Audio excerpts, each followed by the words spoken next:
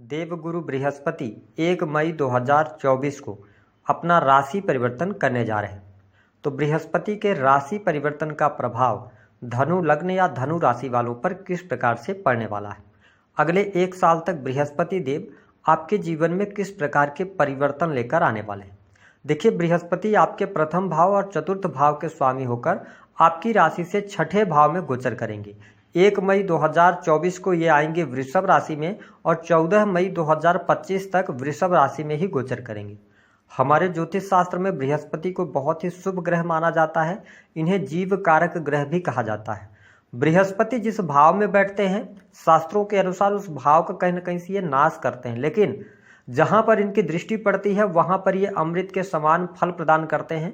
और हम सब के जीवन में बृहस्पति का बहुत अहम रोल होता है, क्योंकि जन्म कुंडली के बहुत सारे भावों का कारकत्व बृहस्पति के पास होता है। बृहस्पति को ज्ञान, धर्म, शिक्षा, संतान, संतान का सुख, संतान से प्राप्त होने वाला सुख, स्त्रियों के संपूर्ण वैवाहिक जीवन की जिम्मेदारी बृहस्पति के पास होती है, क्योंकि इन्हें पति का कारक कहा जाता है। और सबसे इम्पोर्टेंट बात कि देखिए, इन्हें भाग्य, किस्मत का कारक कहा जाता है। जब व्यक्ति की किस्मत साथ देती है तो वह जिस भी काम में हाथ डालता है उसको सफलता अवश्य प्राप्त होती है। इसके साथ ये फिनांस के सेक्टर, बैंकिंग सेक्टर, लॉ का फील्ड, शिक्षा का फील्ड, इन सभी फील्ड को भी ये रिप्रेजेंट करते हैं।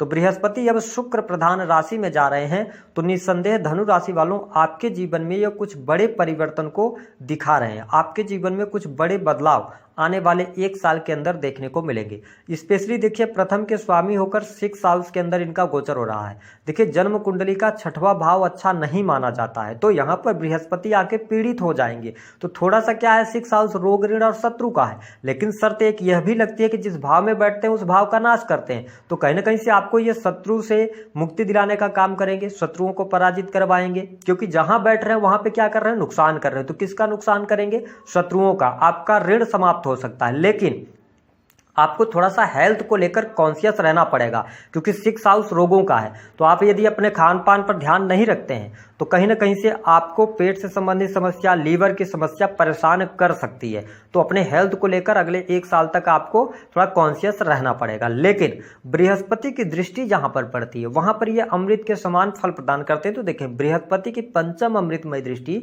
आपके 10वें भाव पर पड़ रही है, जो कि आपका कर्म है। कर्म का भाव ये माना जाता है। तो आपके लिए कर्म आपके सही डायरेक्शन में होंगे। और अगर देखा जाए तो आप नौकरी कर रहे हैं तो नौकरी में आपको सफलता मिलनी शुरू हो जाएगी। अगर आप सरकारी क्षेत्र के अंदर कार्यरत हैं तो सरकारी क्षेत्र से लाभ होगा। सरकारी क्षेत्र से अटके हुए जितने भी कार्य हैं आपके बन जाएंगे। काफ़ी लंबे समय से यदि आपकी प्रमोशन वगैरह रुकी हुई है तो इस समय अवधि के दौरान आपको प्रमोशन मिलने के योग बनते हैं, क्योंकि न तो आपके ऊपर शनि की 7.5 का प्रभाव है और न तो ढैया का प्रभाव चल रहा है। इसके साथ में आप देख पाएंगे कि शनिदेव की भी स्थिति आपके लिए बहुत अच्छी बनी हुई है। तो ऐसे में आपके साहस, पराक्रम में वृद्धि होगी।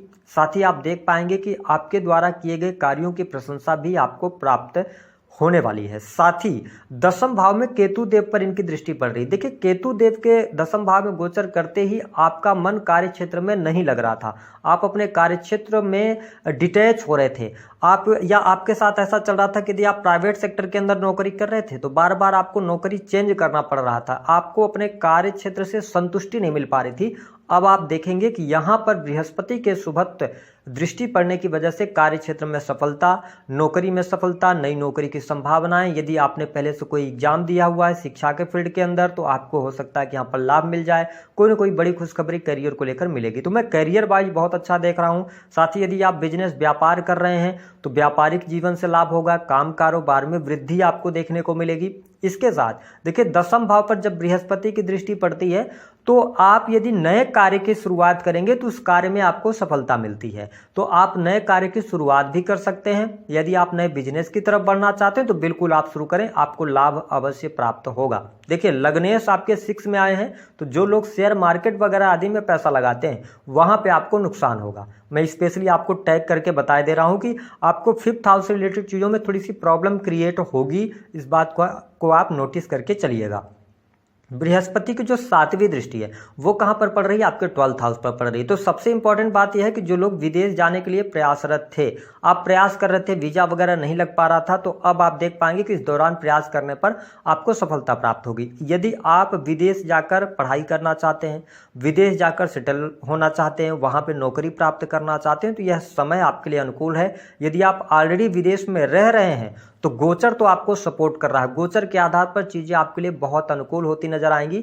यदि आप विदेशी भूमि से इंपोर्ट एक्सपोर्ट से जुड़ा हुआ काम कर रहे हैं तो भी आपके लिए यह समय लाभकारी रहेगा। 12th हाउस शो करता है हॉस्पिटल्स को, ठीक है। तो 12th हाउस में जब दृष्टि पड़ रही तो हॉस्पिटल से जुड़े कार्यों में सफलता, उसमें वृद्धि करेंगे क्योंकि बृहस्पति वृद्धि के कारक हैं, तो आपको लाभ मिलेगा। जेल से संबंधित कार्यों में या धर्म अध्यात्म से आप जुड़े हुए हैं तो यहाँ पर आपके लिए यह समय अच्छा रहने वाला है। कोई बहुत ज़्यादा निगेटिव स्थिति दिखाई नहीं देती। अब आप देखें कि आपके 6वें घर से इनकी 9th दृष्टि जो है ना, जिस चीज़ के लिए आप भाग्यशाली रहेंगे अगले 1 साल तक, निस्संदेह आपके जीवन में धन वृद्धि का योग यहाँ पर बृहस्पति देव बना रहे हैं। धन का लाभ होगा आपको, साथ ही धन लाभ होगा तो धन संचित भी आपका होने जा रहा है। मैंने एक शर्त बताई है, आगे हम बताएंगे कि 2 बातें आपको ध्यान रखकर चलना है।